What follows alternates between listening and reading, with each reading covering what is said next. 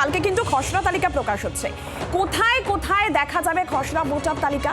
স্থানীয় পঞ্চায়েত অফিস, পুরসভা, এসডিও দপ্তর, এই সমস্ত জায়গায় দেখা যাবে এবং জেলা শাসকের দপ্তরেও কিন্তু খসড়া ভোটার তালিকা দেখা যাবে।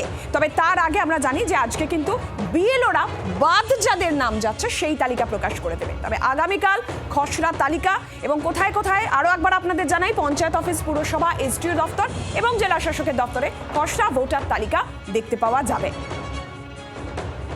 কথা বলবো অর্কদিত্য মুখোপাধ্যায় এই মুহূর্তে আমাদের সঙ্গে রয়েছেন, আমাদের প্রতিনিধি টেলিফোন লাইনে। অর্কদিত্য, আজকে তো বিএলওরা একটা তালিকা প্রকাশ করবেনই, তবে আগামীকাল খুব ভাইটাল ডে, কারণ আগামীকাল বিভিন্ন জায়গায় এই খসড়া তালিকার লিস্টটা টাঙিয়ে দেওয়া হবে। কি আপডেট রয়েছে?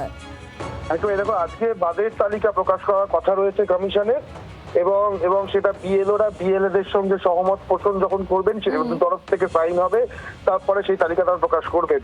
কিন্তু আগামীকাল অত্যন্ত vital day, draft voter list কালকে পাবলিশ হবে এবং কোথায় কোথায় দেখা যাবে এটা সাধারণ মানুষের কিন্তু একটা প্রশ্ন ছিল।